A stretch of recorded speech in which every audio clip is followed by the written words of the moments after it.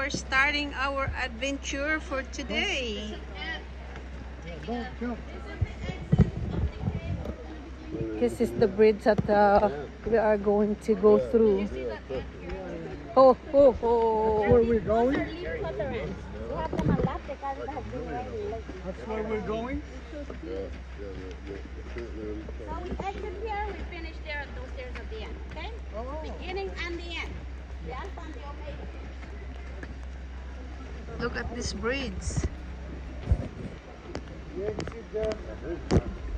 It's wiggling. Wiggle, wiggle. Okay, so we have a photographer here.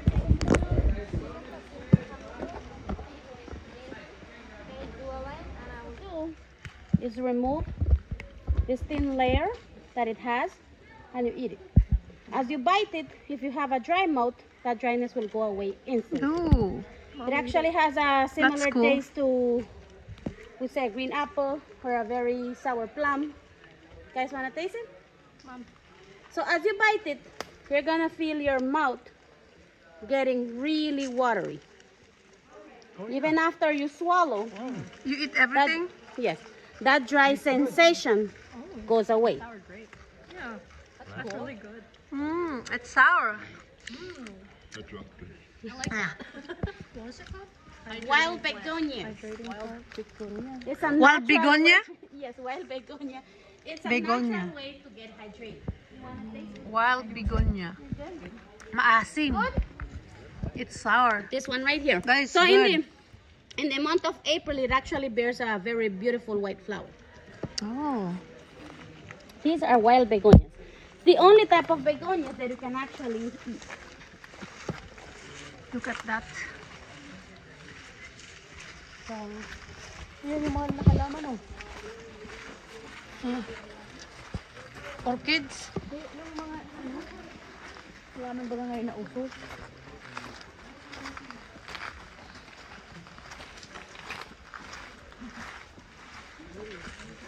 This big rock here. We are now going up.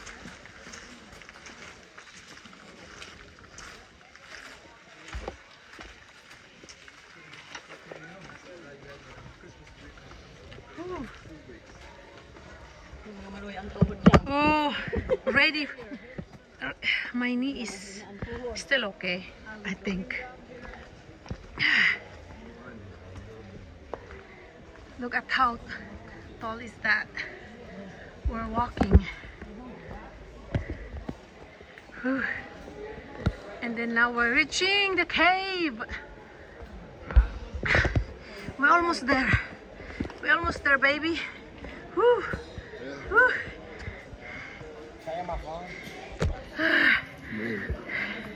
Finally, we got here. Welcome to open air. You guys want to drink some purified water? Are there at the green table? Let me get some. Let me hydrate you myself first. This is now the cave. Guys, this is really... yeah. Yeah, I want some, please. Can you hold it? Kunan mo ako. Like that position. Whew. So finally we got it here.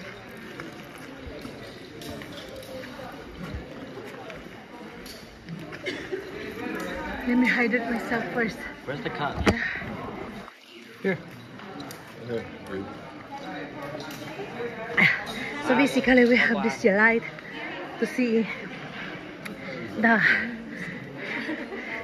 the inside the cave, because they said it's really dark in there.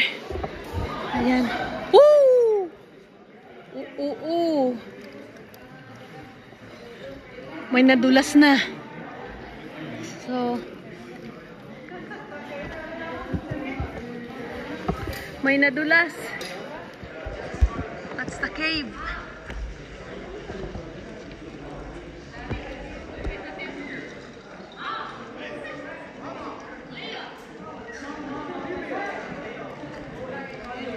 They're ready to take a picture. something.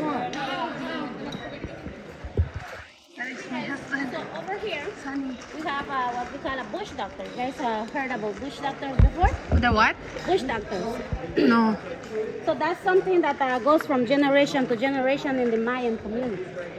It's a belief, you know, that the Mayan has. That lives in there? No, it's like a doctor. You know how we have now doctors? Oh, yeah. Back then, it didn't have any hospitals. What doctor? Like bush doctors, they deal with herbs and medicinal, you know, from the rainforest. So over here, he has different types of medicinal things. Also, you remember the sugar cane field we passed?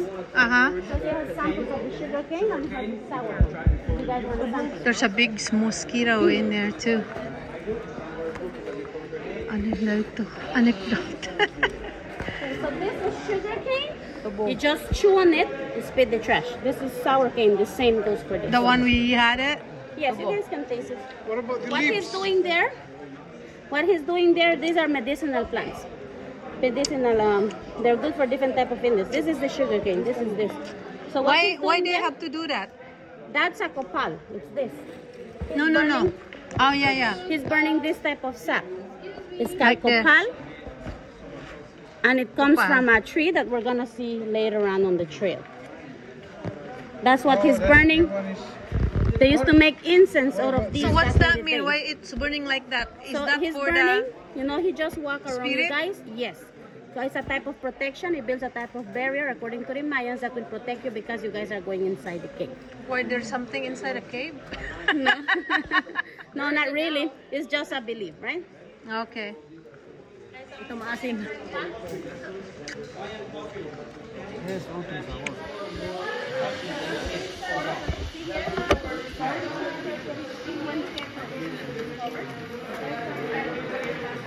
For dehydration daw to.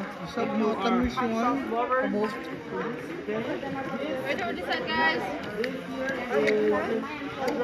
Asim. Sour. Really sour. But they said it's good for dehydration. So we can still see some of these stuff here. We have some farmers that will actually bring to the cave what they were harvesting and present it as an offering.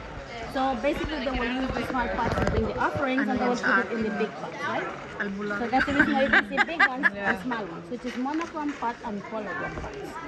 We're gonna see them more about inside the Doctor. ceremonial cave. But yes, total in all we have about 8 caves in this section here. Today we get to see Ginagamit this is one of them. panahon pa ni Mahuma. But yes guys, these were the things that were actually found in there along with human remains, you know, obsidian blade, trade. But these other things were actually completely in the building. Once we get to the other now. Okay guys, this way. Oh, that's so good.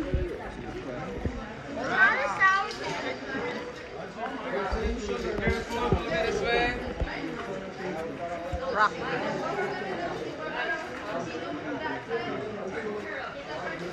So another walking. This is the cave. We're just starting it.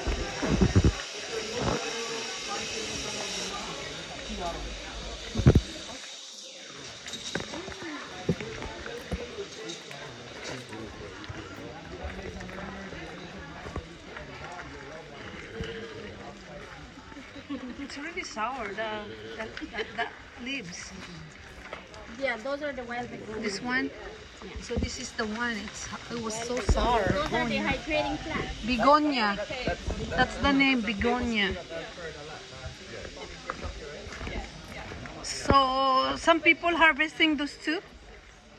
Huh? The people harvesting this too? No. So they just grab it and eat like that? Yes. Oh. I think they were making this type of chewing gum They called said that chiclets. tree Not sure if you guys remember is making chiclets. us But yes, chewing they were gum. making chiclets and they were shipping it back to the country, right? But coming into the early 20s, then that changed because we had a lot of different type of chewing gum that was imported inside the country, and it was little bit, like by little bit, replacing the chiclets. Right? So basically, now I can tell you where we were chewing from. Now I just know it's chewing from, right? Look at the height of the mountain. I know, So so if you high. guys notice, it started from when we So crossed the high. first bridge, which was the exit of the Dark Lake Cave, coming around, meeting up with the open air, going around, and going this way. So basically we're following the mountain, right? And going into different sections or different entrances of the mountain, which is over 400 feet high.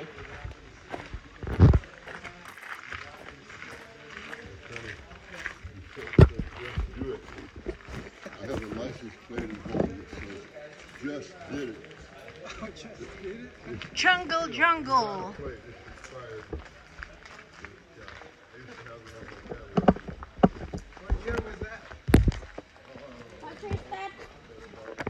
These are long braids. Long braids in the jungle. Let's say you have really sensitive skin, you touch with your rub on the tip by mistake, that can actually give you an itching reaction with a lot of rash. Now if the sap drops directly on your skin, then it gives you a burning reaction with a lot of pain. But Which one? That tree? This one here, which is the black poison wood. It's actually pretty similar to poison ivy and poison oak. But guys, the remedy is always around, right? You just have to know where to go. So this tree here is very tricky. It has the remedy right beside it. If you find one, you find the other one. So you look at the back, you see the light brown tree you see there that's shedding skin. We have here on the side, on the other side as well. So these are what we call gombo limbo. So these trees here are the antidote for the poisonous one. Anti-poisonous. Yes. So when all you need get to do- poison, What you do is, most people do is cut pieces of the bark of the tree, take it home, boil it, and clean the area with it. That actually helps, right, a lot. Gombo limbo and black poison wood. They're always together, sometimes 5 to 10 feet apart. They're like partners in crime. One does the crime, the other one helps to work out things, right? to cure. Okay guys, water break over here.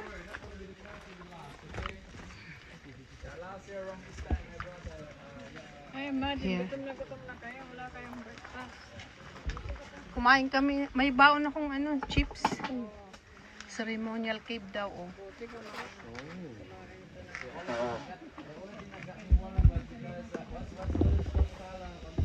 If you are dehydrated, Sharon, just take this plants in here so you don't have to pee a lot. It's cure your dehydration. Now there is no more going up, but going down, okay? You need to hold on to the railing right here. So going up earlier and then now going down, down, down now.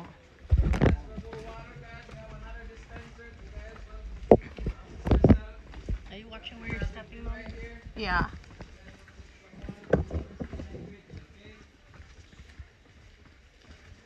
Ayan, pababa na kami papunta dun sa tube cubing.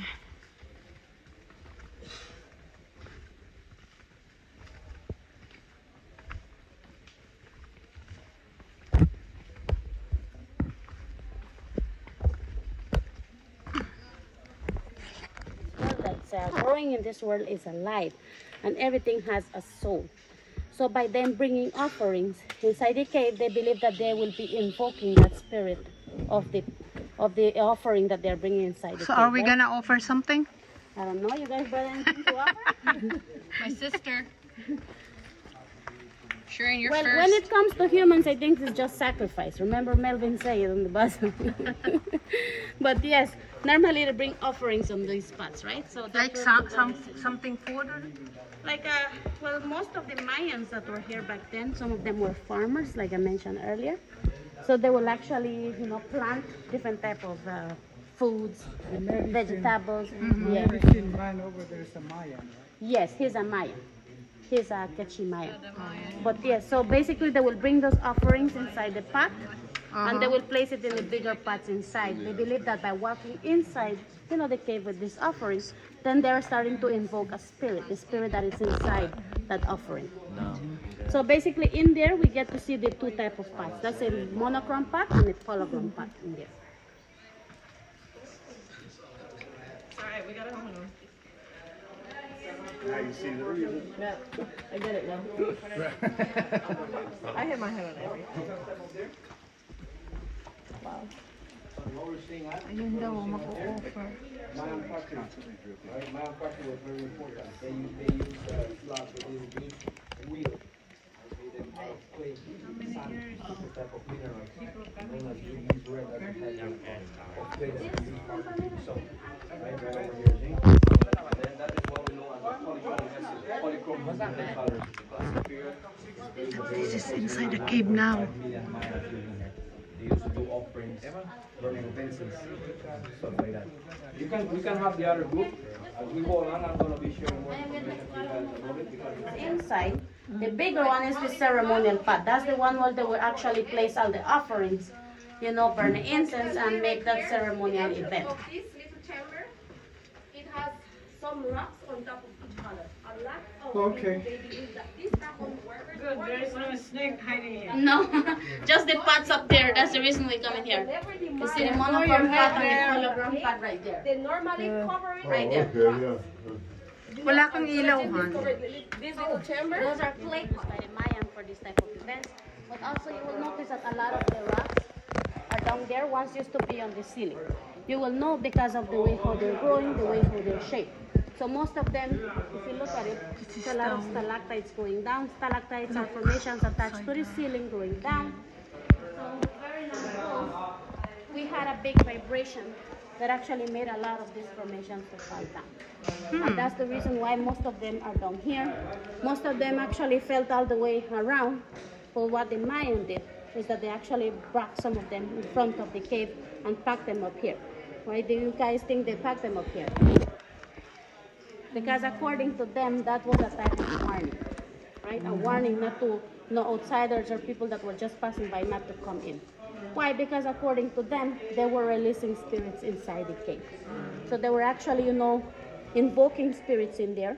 And according to them, by walking inside the cave, taking an offering on your hand, that right there will actually invoke their spirit, and the spirit will come alive. In there, what they will do is they will release it. They believe that by releasing that spirit, the spirit will go inside this stalactites that has a straw hole in the center and will take the message up to the sky, right? So it was like a telephone call to the gods, right, according to them. So basically, according to them, they believe in the tree of life. They believe, you know, that everything connects together. According to them, the Ceiba tree was what connected everything. It was a representation of how we are connected, right, to the underworld and to heaven.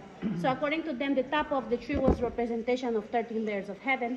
The center of the tree was us living right now, and the bottom part of the tree, which were the roots hanging down under the ground, was 9 layers of hell. So when they look at caves, according to them, this actually was a representation of the bottom part of the tree, of the sacred tree. So according to them, the stalactites were actually looking like roots hanging down. So they thought that these places here were very spiritual because of the way they were looking. And they also found out that these were pretty alive. If you look at those formations, you see water dripping down. When it rains, the water goes in there and actually make the formations pretty active and growing, right? So that's the reason why, according to them, these places were very sacred. And they only used it when they were in need of something. Like they have 2 special gods they will actually perform offerings to, and that is the rain god and the sun god. So the rain god is called Shak, and we have the sun god called Nishahara. So basically those were the main 2 gods that will actually come in here to perform rituals and ceremonial events. Okay guys, please watch your steps. Ooh, we're entering in the dark cave.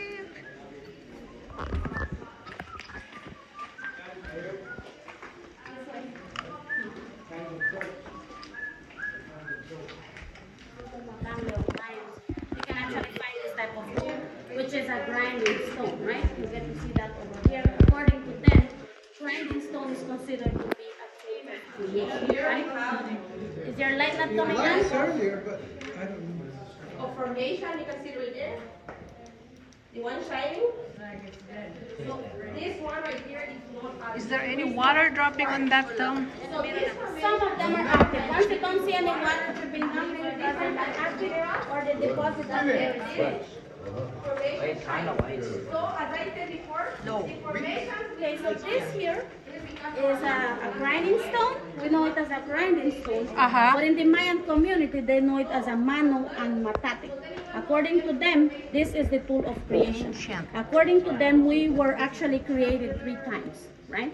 According to them, the first time we were created of wood, but it was no good. They were rebellious, turning against each other.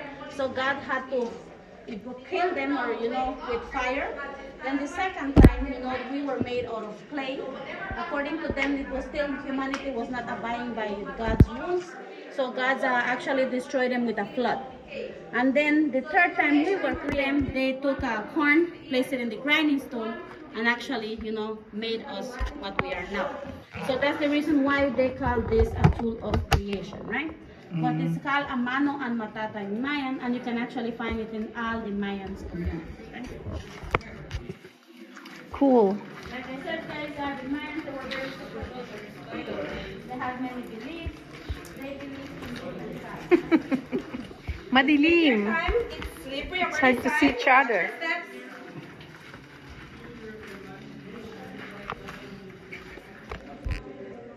Huge cave. Right there. Oh, kung may bagyo dito, pwede nang... it look like a simbahan. It's like a church. Church.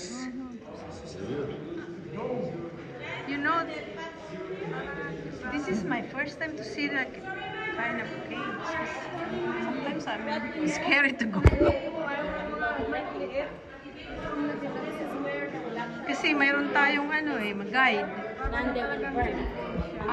Yeah, it look like a temple. That's what was the reason why they were coming here.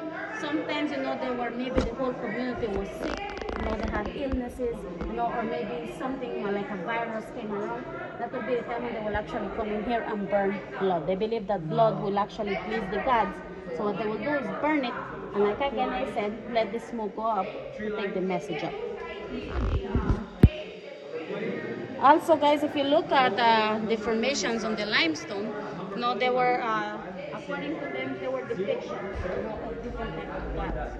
So most of them are like resembling, like if you go to a Maya site, you see like geoglyphs, stems. Ang laki ng cave na to.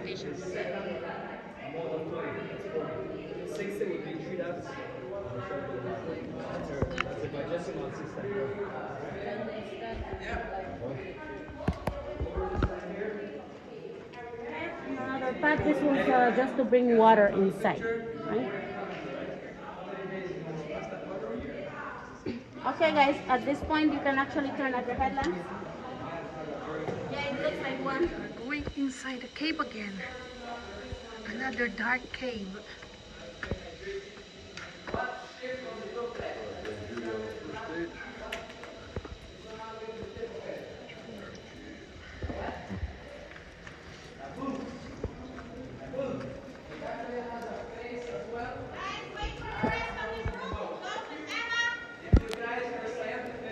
Wait for Emma.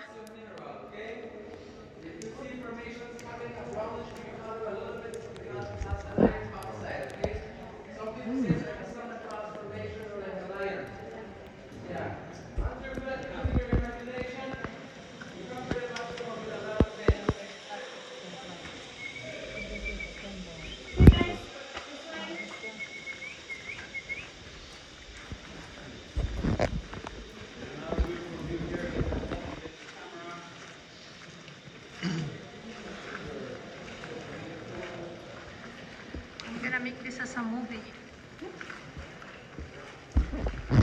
Like Sharon, you're gonna make this as a movie. You edit it. Everything.